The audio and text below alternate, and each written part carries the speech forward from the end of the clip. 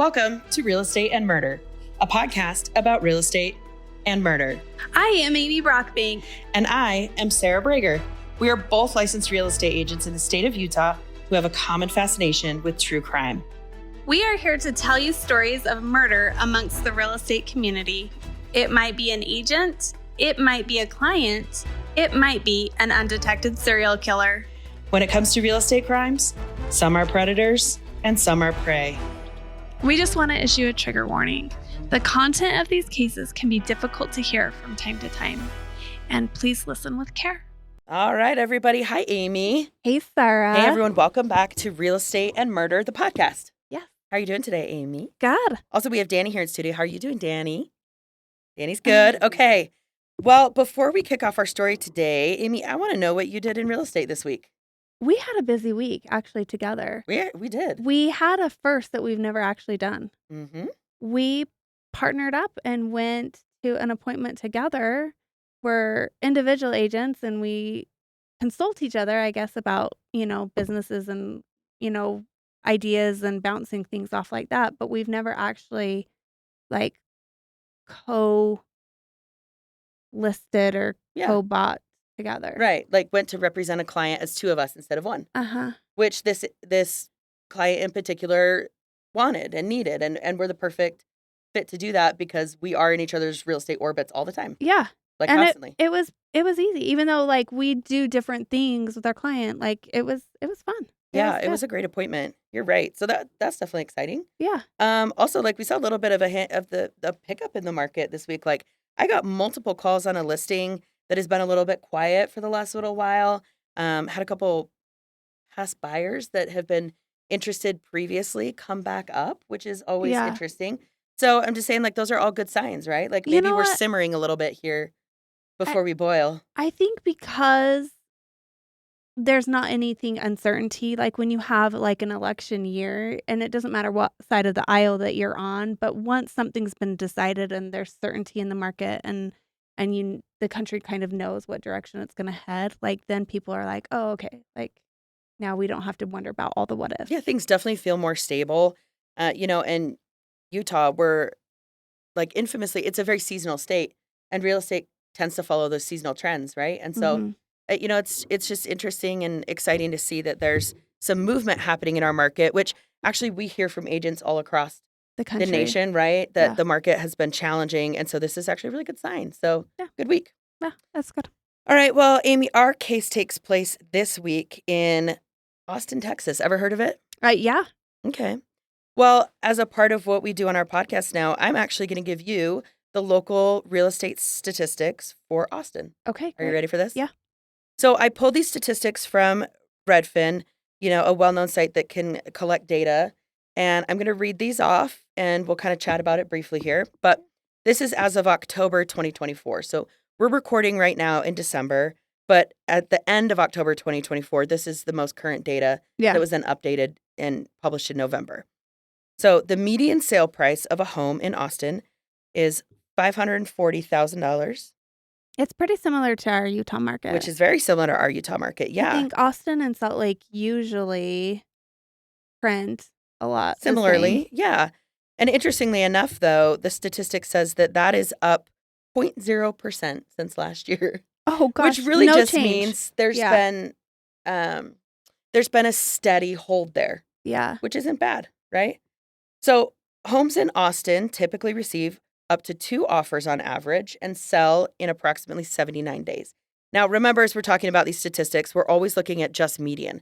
If we were going to sit here and go into statistics for condos versus 5-bedroom homes versus 2-bedroom homes versus a 6-bedroom townhouse because the basement was finished, we'd be here all day, right? Well, and honestly, so this is median across the board. Yeah, and honestly, to our clients, to the point that you were making when we went to the client appointment, there's a certain number in every market where if you're above that dollar amount, the trends go down or up, or vice versa if you're below that. And so, it's important for people to contact their local agents to kind of see when they're pricing their home or when they're buying one, where those trends at. Real estate can be a sliding scale in a way. And so when we're talking about median, that truly is just, we're talking middle of the road statistic here, right? Yeah. So the median sale price per square foot in Austin is $315, which is up about 3% since last year, which you're probably wondering why I just said the statistic is that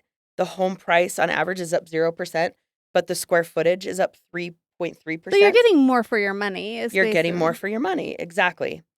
There is a 96.3% of sales to list price value of these listings that are sold, meaning these listings on average sell for up to 96% of what they originally were asking as the list price. Okay. 9.4% of homes in the Austin market sold above list price. Okay. Which kind of goes into maybe the fact that there's on average 2 offers, right? So if you're juggling multiple offers, you have more than one buyer that's interested in acquiring your property. That's when you can often find yourself in situations where you're perhaps getting above list price. Yeah. And then 32.6% of the homes on the market experienced price drops this last year. Yeah. Again, it sounds contradictory to the statistic I just gave above, but you have to look at it median down the road, right? And just because some homes experience price drops doesn't mean that the average value of the homes is decreasing. It means that there's more give and take between the seller and buyer in terms of finding fair market value. Well, and specific neighborhoods in Austin probably skew some of these numbers, where some neighborhoods will go for more and some neighborhoods will go for less. Sure. And just like in Utah, those neighborhoods could be side by side. Yeah. So, but I do just want to note, definitely find your local real estate expert, whether you're in Austin, Texas, or anywhere, anywhere in the U.S. listening to this, but find your local real estate expert that you trust to discuss local statistics with, because we're sharing data that we find interesting about the market today in 2024 and going into next year, but that might not necessarily apply to you specifically as a seller or buyer. So find your local expert. All right. Well, Amy, I think we're ready here. How about I just introduce the case we're going to discuss today? I'm excited. Okay. We're going to share with you today the murder of Moriah Wilson. Now, her full name is Anna Moriah Wilson, but she went by Moriah. And to a lot of her friends and family, she went by Mo. Yeah. So you could hear us refer to her as Moriah or Mo, but that was kind of her affectionate nickname.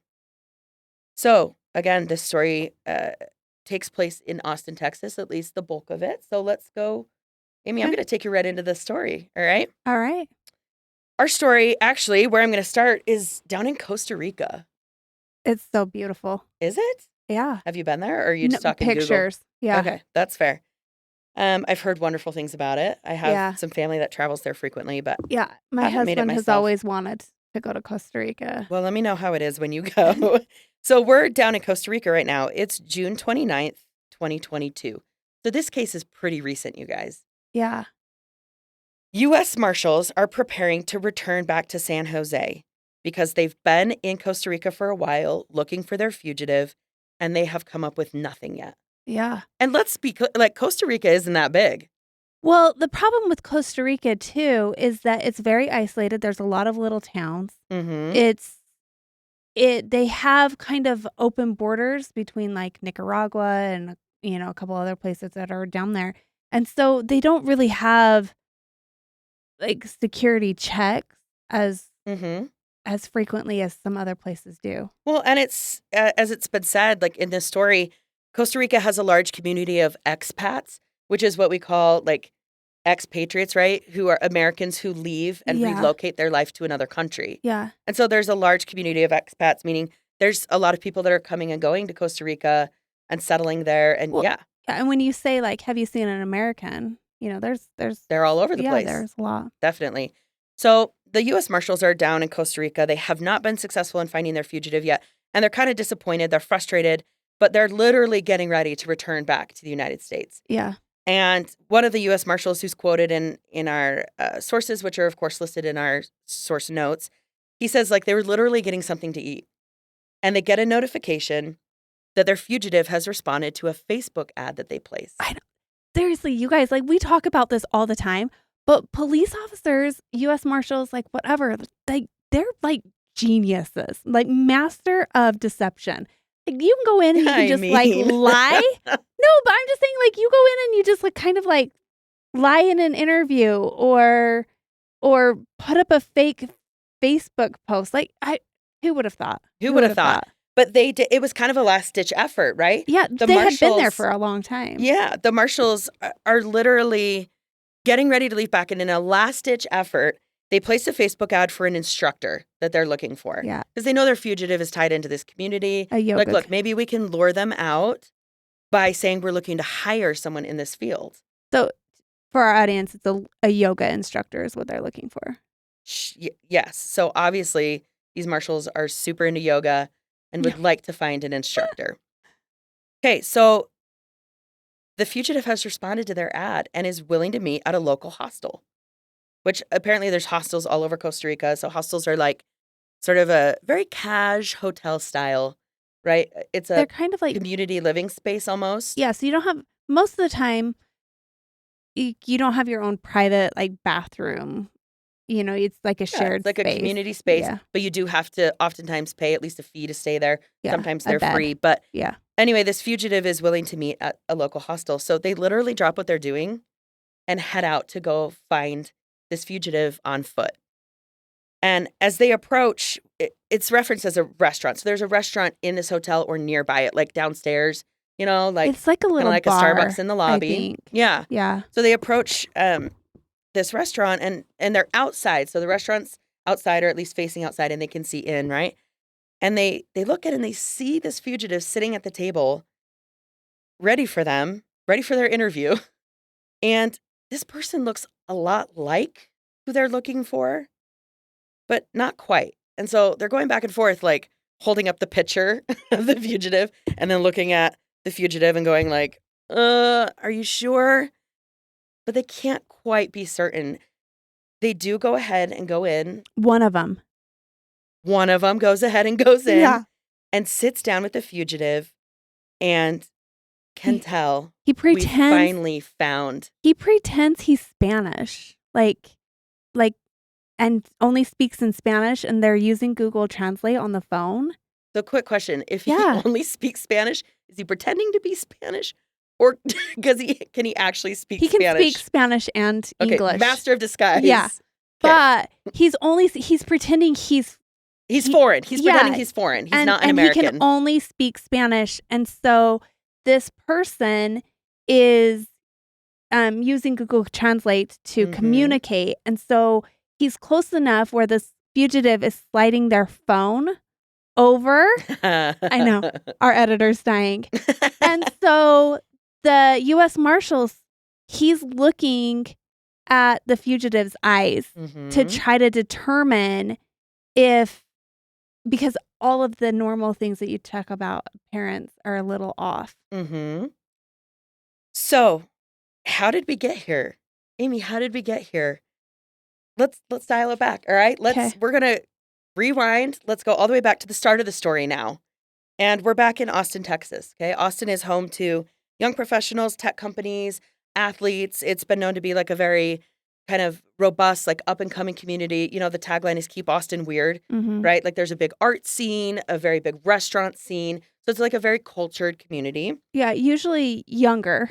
A lot of younger adults gravitate to Austin. Yeah, there's this like up and coming kind of new diversity in Austin, Texas. Yeah. That's not comparable necessarily to the traditional cities around it. So it's a unique place. It's a beautiful day. It's May 11th. It's actually kind of hot and humid, but we are back in 2022. Okay. And there is an up and coming star athlete.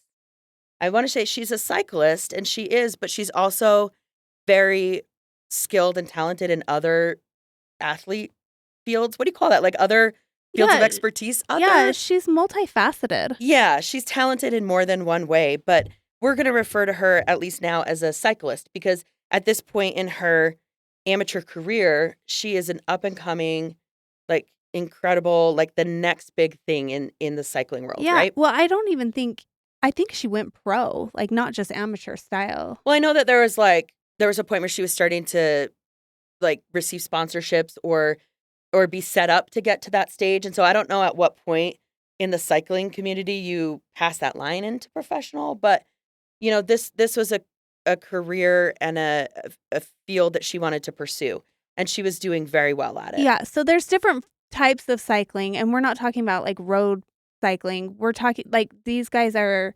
like gravel road, dirt trails. Yeah, Like they're racers. yeah. So they kind of do the out in the woods and Cycling, a podcast by Amy. no. It would be terrible. I tried it once.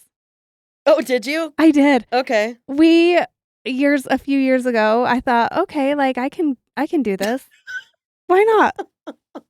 My son was You could do anything you put my your mind to. son was interested in it, and he wanted to careen down a mountain, Oh like my that Lo- type. Amy. So I thought, okay, why don't we try this out? We went to some courses in, like racing courses in Idaho, like and Sundance, Bryan Head. Oh, you took it seriously. Like you showed up in your spandex with your helmet on, your water bottle strapped to your fanny The pack. first You time were in.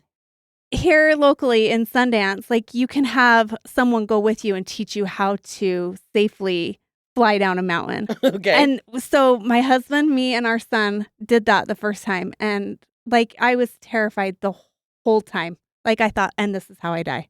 It's got to be super intense, But they right? fly. Like the little, they just go, psh, and they're down. So You can edit that noise. how long, keep it in. How long did that last? How long did that hobby last? A summer. Okay. So your spandex is boxed up and it's in your garage. I mean, I wrecked a couple times. I mean, it wasn't, I didn't wear I wore yoga Did you pants. say I wrecked a couple times? Yeah. You're flying down a mountain and you can't use your brakes because you'll fly over the top of your bike. So like how bad is a wreck? Like, I mean, well, one of our neighbor boys, when he wrecked and got a brain injury and was in primary children's Amy, in way a to coma. take it dark. I know. Well, all right, let's circle it back to murder, which is the more lighthearted topic. It's May 11th, everybody. And Moriah Wilson, a cycling expert, of which Amy was almost one. No, is never enjoying- not expert. Never. Not Amy. I'm sorry. Moriah is enjoying a lovely day out with a friend. And again, like I said, it's kind of a hot day. They take a swim at a local pool called Deep Eddies, which I don't know what that is, but it sounds fun. It's a great name for a swimming pool. Deep Eddies. Yeah, I'm sure it's cool. And then her and her friend are actually seen on camera at a nearby restaurant. And there's footage of this, you guys. Because this case is recent enough, there's a lot of media coverage on it. Yeah. There's articles, there's a Dateline and 2020. There's all kinds of shorts on YouTube, and there's a bunch of podcasts on it. So you can see in various materials, whatever you choose to pursue, that they're seen on camera like laughing and enjoying themselves. They're clearly having a good time, looking at stuff on their phones and laughing, right? Yeah, they're friends. Yeah, they're friends. She's having a great day. And let's just say Moriah Wilson is not a local to Austin, Texas. She's actually here visiting some friends. And in the cycling community, you're often traveling, right? You're going all over the place. And so she's staying in town with a good friend of hers named Caitlin Cash, who she also met in the cycling world. Yeah, she's actually there training for a race that was coming up within another week or so. Right. So Moriah was there in preparation for a big upcoming race called Gravel Locos, which sounds terrifying. Crazy gravel? That sounds scary. Yeah.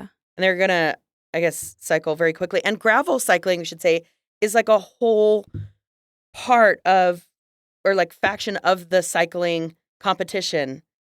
Like it's a whole different thing of itself, right? Yeah. Cycling on gravel. So, it takes a high level of performance and skill to do it. Like, I don't even gravel walk that great. Like, you're biking on gravel at a high speed in competition. So it's a pretty intense thing, right? So she's visiting a friend named Caitlin Cash. She's staying with Caitlin at her apartment. Yeah. And so later into the evening, about 8:30, 8:37, according to some sources, Moriah is dropped off back at Caitlin Cash's apartment and enters the apartment. Yeah, I have 8:36. Me and Amy have spent a good hour fist fighting over exact timelines in this case because, again, let's just note, like, it's so fresh. Yeah. It's so current that I think a lot of data is still being cultivated. Yeah. So, there's going to be some differences here in the storytelling, not by you and I as much. But No, yeah. just if you reference the articles, which again we put in our show notes, you might see a little bit of differing times. But, it's before 9 p.m. Mariah's dropped back off at Caitlin Cash's apartment. And Caitlin Cash herself then returns home around 10 p.m. I know Amy No, is you're about to say good. in one article it says 9:45, but we're around 10 p.m. Yeah. Caitlin's had a long day, and sadly she discovers a devastating scene. Her friend Moriah is laying in a pool of blood and is unresponsive. I mean, could you imagine? It's got to be very scary, but Caitlin, In her own apartment, she walks in and she sees like feet really sticking out of the bathroom. yeah. Caitlin has kind of that fight or flight response, right? And she goes right to the phone. She calls 911, and you can hear some of this footage. If you don't like 911 calls, don't listen to that. Yeah, it's really raw. It's very raw because they're walking Caitlin through on the phone. The dispatcher's walking her through how to perform CPR, Uh-huh. and Caitlin is literally performing it on the call. Yeah. So, police, EMS, of course, they arrive on scene. Moriah, unfortunately, has lost her life. Yeah. So, Amy, By 10:10, she's by 10:10:01, yeah. No. Moriah has lost her life. So, Amy, who is Moriah Wilson? Why don't you tell us more about Moriah? Because she's so recent and because she was in a public setting, we actually have a lot of really well written and like a lot of information on her. Yeah, a lot of details. Yeah. There was a great article about her in bicycling.com that and again we'll put the link to in our notes, but it was such beautiful writing about who she was as a person, who she was to the community, who she was to her family. Like, it's just so well done. But Moriah was born on May 18th, 1996 in Littleton, New Hampshire. Her parents are Eric and Karen, and she has a brother named Matt. Like Sarah mentioned, her friends call her Mo. And when she was 8 years old, she started competing in her first ski race. She grew up in Vermont, and the way that her family tells the story is Moriah was basically skiing before she could walk. And so when she's 8, she enters her first race. Her dad is very involved in the skiing community there. And everyone kind of that lives in this area skis. Vermont? Right? Yeah. I guess people kind of assume that in Utah too, but not everybody. That's true, but I've never met a ski in my life. Yeah. I know. I've snowboarded a few times, and that's really when my husband and I fight the most. But When you're snowboarding? yeah, he left me on the mountain. That's another story. Oh my gosh. We need to do a whole episode on Amy's attempted athleticism. Yeah, I mean, I try, but throwback to episode 1, you guys, Lindsay Buziak, where we talk about Amy trying to scale a 6-foot fence to see if she could do it. You know what? One of these days. Okay. Yeah, but she was on the like local youth ski circuit. She did all of these things. She was with Michaela Schifrin, who would later be go on to be the best in the world. And so she grew up with like all of these really gifted skiers. And a lot of people that have come out post and have done interviews about Moriah say that she really, really tried. Like, she wasn't the most like natural at skier. Like, some people just have like that natural talent, which I'm sure she had amazing talent. I mean, because she made the ski team in Dartmouth, so which was one of her goals and dreams. And so to not only get into Dartmouth, but to make the ski team and to wear the green suit, like she was good. Right. She was good. But they say that she was more commanding in the weight room, where she would lead in the off season and during training and stuff. A lot of skiers and cycling you do a lot of cycling, it works the same muscles as it does downhill skiing, and so she was really gifted at that her coaches and stuff had noticed. When she was in high school, she tore, I think it was a knee. Yeah, she sustained a knee injury. Yeah, so she was out for a season when she was in high school, and then in college, as she was trying to race and do all these things, she was always I believe the ski team took the top like 6, and she always like made just barely under that. And so when she was a senior, she finally got to Mm-hmm. that point where she entered into like a final race. Okay.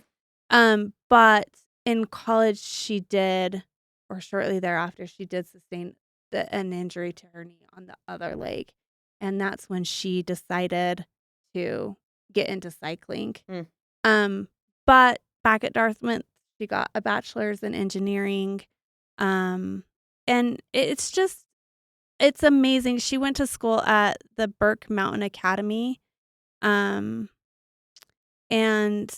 it they kind of reference that as it's like a cousin school to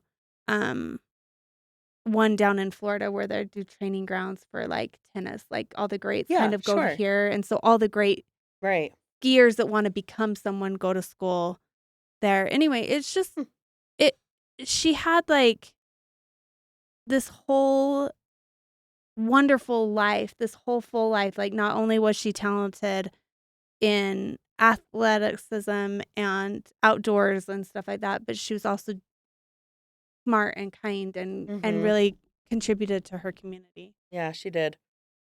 And was beloved by the community. As a matter of fact, the friend Caitlin Cash that I referenced had been following her as a part of Caitlin Cash's job involved like some marketing and some social media stuff, right? Am I remembering that right? Yeah, So she was actually following Moriah on a in race. a race and just felt very drawn to her. And after that, they cultivated such a great relationship that Moriah was staying with her when she was in town visiting. Well, and that race, like Moriah, it's an 80-mile race. Oof. Yeah, it's amazing how far these guys go on their Yeah. bikes. And Moriah was known within the community to kind of pair up with another bicyclist and because they're all friends outside of racing, right? You're sitting there, Mm-hmm. after the race, and you're talking about your life and they talk about how focused she was, Mm-hmm. but she would ride with them for a while until the other person was like, just go ahead, like, because they were Right. having a hard time trying to keep up with her. But it's lonely when you're riding for 80 miles, and so I don't know, like, she was so fast. But Caitlin remarks about how she was trying to, like, capture video images, and she would just, like, fly by, Right. and everybody talks about what a powerhouse Right. she was. And one source did say that Caitlin was known to, when she would cross the finish line, she would stop and wait until the last cyclist passed the finish line. Mhm. So, like, she was there cheering them on all the way till the end, which is really beautiful. Yeah, I mean, and in a lot of sports, you don't see that kind of sportsmanship. Right. Exactly. So, this community is close knit, right? Like, a lot of them appear in the same races Mhm. and they circle kind of throughout the same traveling schedules, like I was saying. And so they cross paths a lot, and she was just beloved. Mhm. So, that's a little bit about Moriah, but Amy, let's get back to the investigation. You ready to go Okay. back? Yeah. It's May 12th, and officers are moving quickly. This is another case that we can say, from all the materials we've read and watched, that the police and detectives acted very quickly in this case. And the police have to look at who? Who are they going to go to? The ones closest. That's where you start, right? Yeah, I mean, I think the police naturally would go to who's found with her body, Mm-hmm. and then who was she last seen with. I mean, that's kind of Right. And Caitlin Cash, of course, as a close friend, is talking with the police and being very helpful, but even wonders at this point if it was possibly a case of mistaken identity because they look similar enough and it was Caitlin's apartment. well, and they really had only known each other for like 6 months. Yeah, it wasn't that long. Yeah. Police do find, not too far from the scene down an alleyway, Moriah's bike. Yeah, originally it was missing. Right. They find Moriah's bike not too far away. It had been ditched. Like, clearly it was rode some distance and then ditched is the word they use, but we're talking about bikes that are thousands and thousands of dollars. Tens of thousands. Right. So this is a very valuable item that was then Well, and discarded. initially, maybe the police thought like, oh, this is a burglary because the bike was missing and it, Right. Right. but nothing else was missing from the apartment. Like a burglar who takes like a $20,000 bike and takes to make a getaway and then runs out of breath. Yeah. Just ditches it. So they find the bike. They're trying to put together who Moriah was there with because she's from out of town. They can pretty quickly track some steps backwards, and they find camera footage from really all over the place. We're going to talk about footage a lot in this case. A lot. Yeah. And they're able to get kind of pretty quickly, probably through Caitlin, but I don't know the direct path, but to another friend of Moriah's named Colin Strickland. Yeah. Okay, Colin is a big part of this story. He's also another kind of up-and-coming celebrity cyclist. Yeah. So he's seen in the same circles, very competitive at the same level, is really well known within this community. Well, and this community, the media coverage in cycling mimics kind of other sports where men's races get a lot more attention than women's races. Sure. And so even though I think Moriah was amazing in all of the things that she was doing, Colin was getting a lot of attention. Media attention. Yeah. In the cycling community, because his races were more profiled. Yeah, and sponsor opportunities and those type of things. So he's well known enough. Police want to talk to him right away, and they go to his home. He has a home there in Austin, Texas, that he actually shares with a live-in girlfriend, Caitlin Armstrong. And Caitlin with a K, because Caitlin with a we K. have two Caitlins in this story. So we'll refer to them as Caitlin Cash, and then this is Caitlin Armstrong. So they talk to Colin, and they say, "We're here to to ask you questions about the murder of Anna Wilson. Do you know Anna?" And Colin initially says, "No, I don't know who you're talking about." Yeah, and then they said some people call her Mo. Yeah, yeah, It took a minute. Yeah, and then he connects. They're talking about Moriah. Yeah. And so Colin is like, "Yes, I know who that is. I was with her yesterday." So you guys, now we know that Colin is the friend that was seen on camera at the restaurant and that spent the morning taking a swim and hanging out with Moriah that day. Well, the swim didn't happen until 5 p.m. or something. Super not important to Okay. the overall. It wasn't in the morning. The long-term story, Yeah. they went swimming. Yeah. And then they went to a restaurant to eat dinner. Relevant because it's on camera, but Yeah.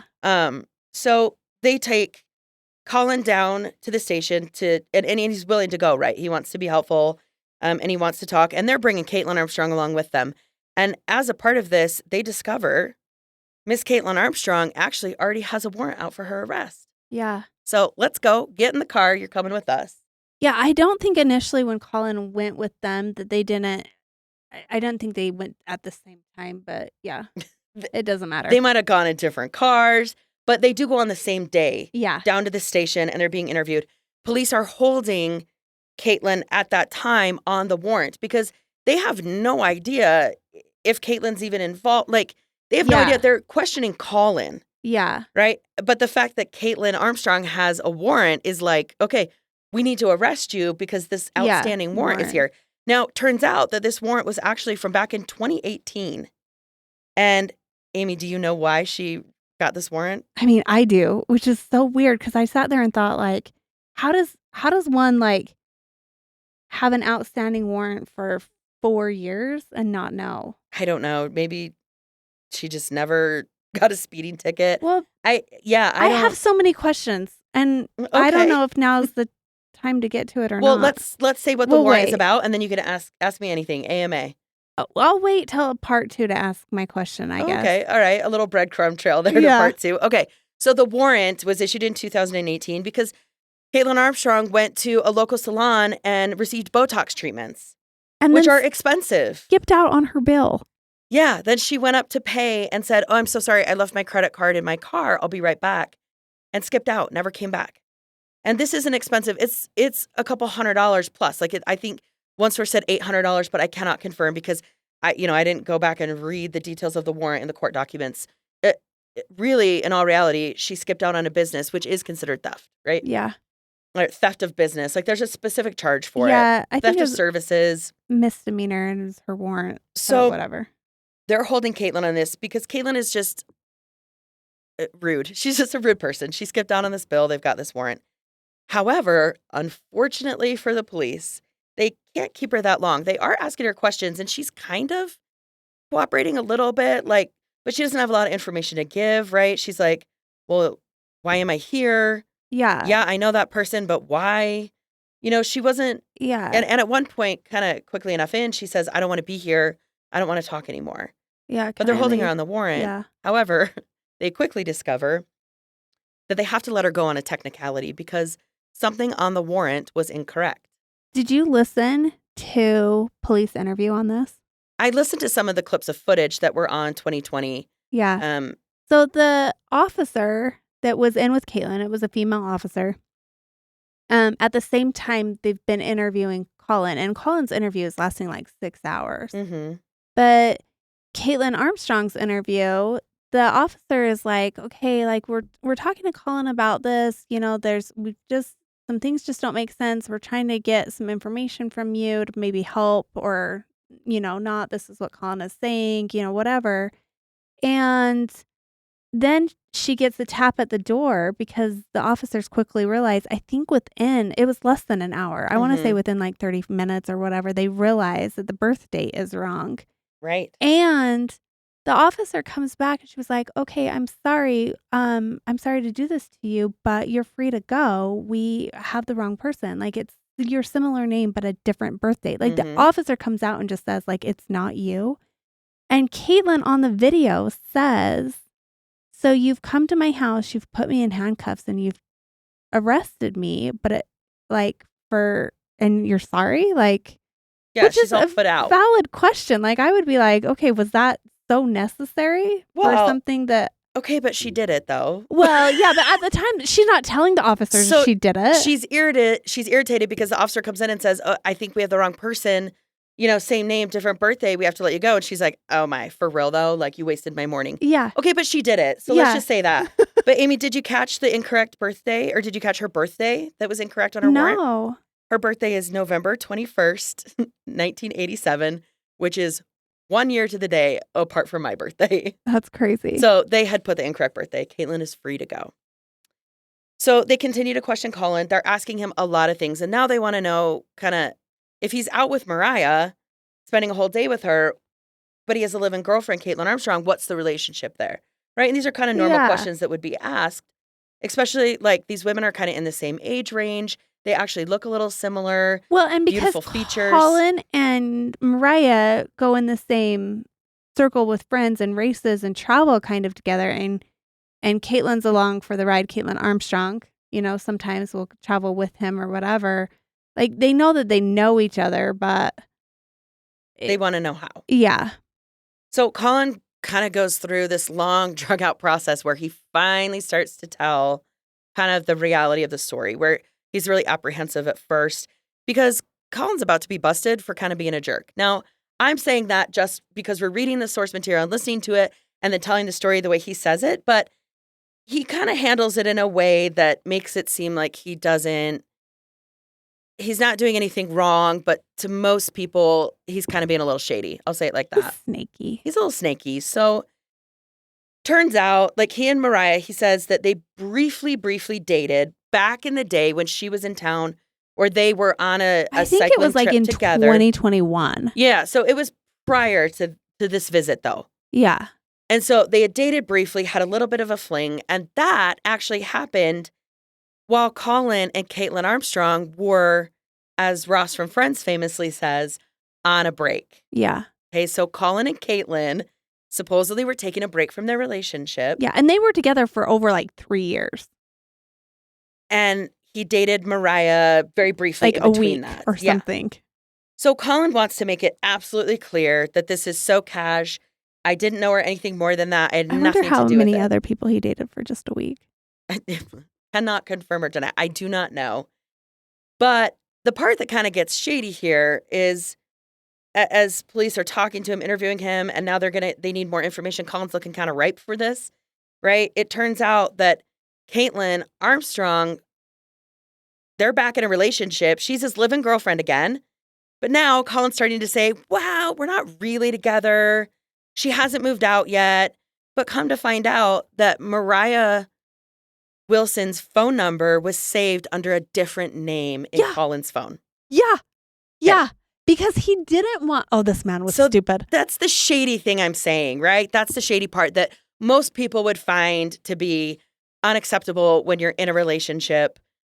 That's the shade part I'm throwing. Now, Colin's out there right now, and he might be listening to me. I guess that's fine. Call me, whatever, but just save my name correctly, okay? So the detectives are kind of onto him. Now he's looking even better, right? Like, he's hiding between these two women, and it's been known, or it's told to police very quickly the next day. So May 13th, they get a phone call from someone that leaves a tip that Caitlin Armstrong hated Moriah. Well, okay, to be fair, No. Okay. You find out that you're... On again, off again. Yeah, whatever. Yeah. Do you know the name that he saved her name under? I actually don't. The name is Christine Wall. Huh. Is the name he saved it under. But I'll tell you why that's significant later. Okay. But like you have, instead of Caitlin Armstrong being mad at Colin, which he's being completely ridiculous. Yeah. Like, leave him, sister. Leave him. Like, he does not deserve it. She's mad at Colin, is what you're getting at. Like, no, she should be mad at Colin. Mad at Moriah. That's where we were going. She has every right.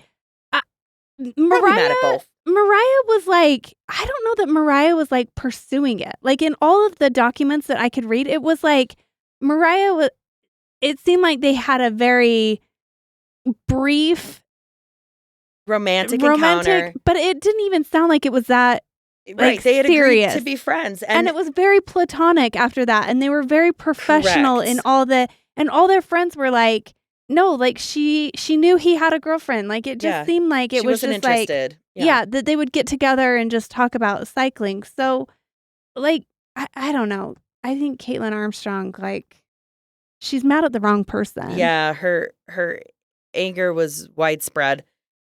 So this caller that calls the police says, hey, turns out she hates Moriah. Also, she has recently mentioned to me that she's going to buy a gun or had already bought a gun.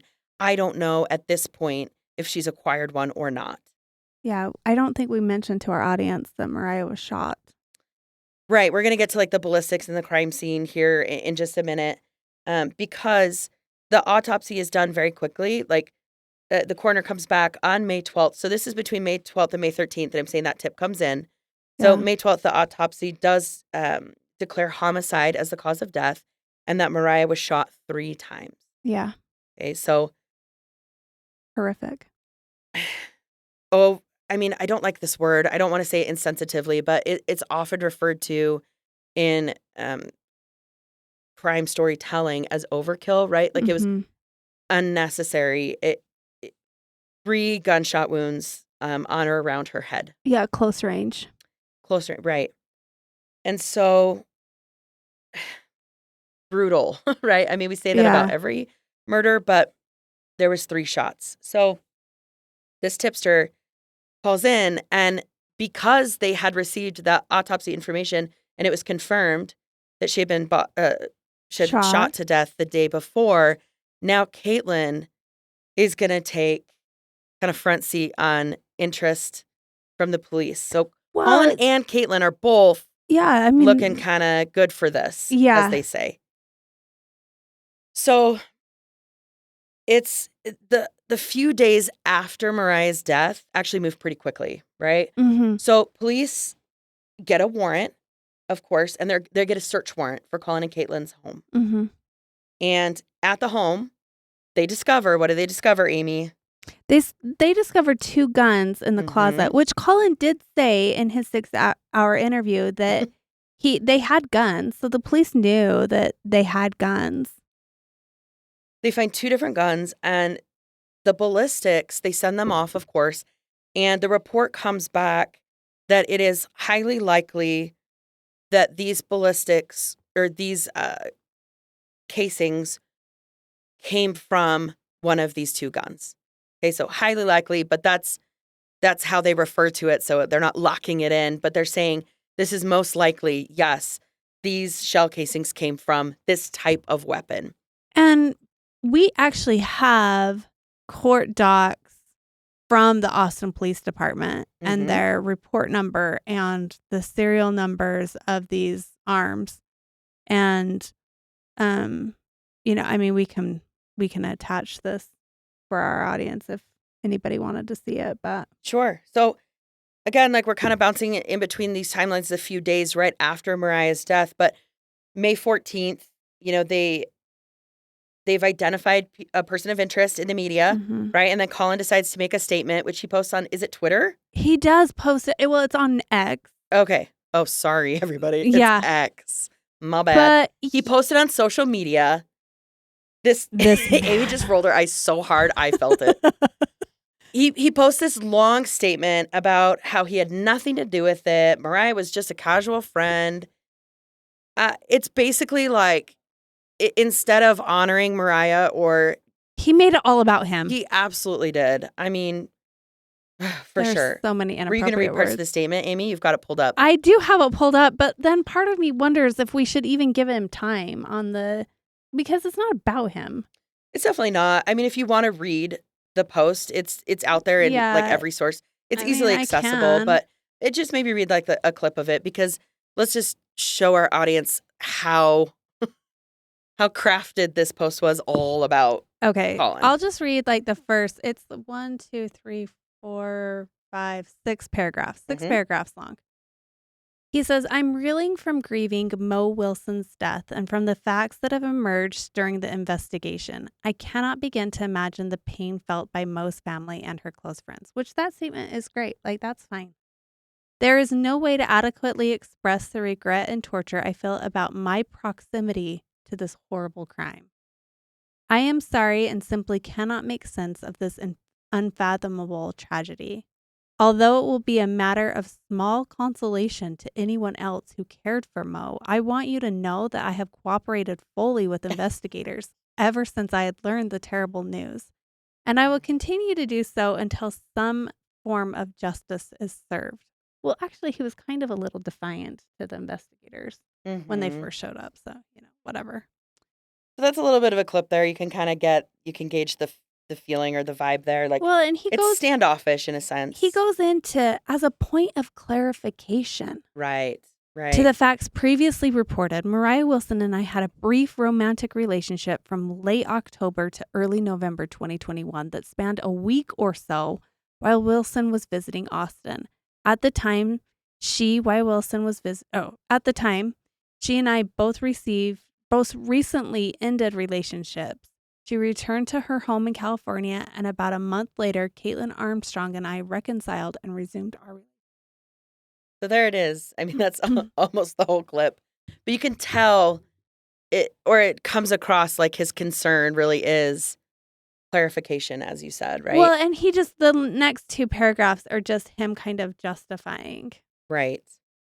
So it's May 17th that the guns are recovered from Colin and Caitlin Armstrong's home, and ballistics are sent off, and Austin police are scrambling. Like, we're getting information back as quick as we can. We're looking very seriously at these two as suspects. And police, as a part of this investigation, are, of course, looking at what do we immediately go to in our day and age.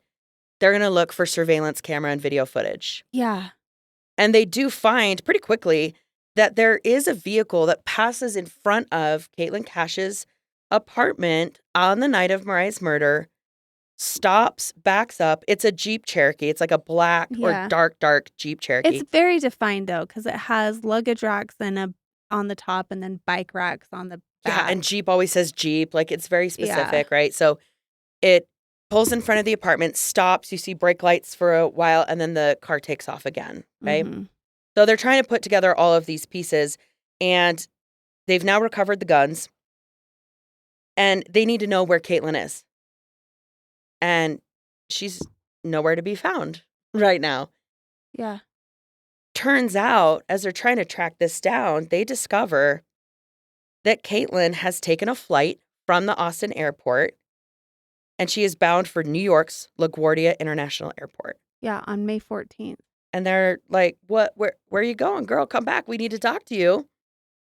They see, again, footage of her at the airport because, yeah, that's what you do, right? Mhm.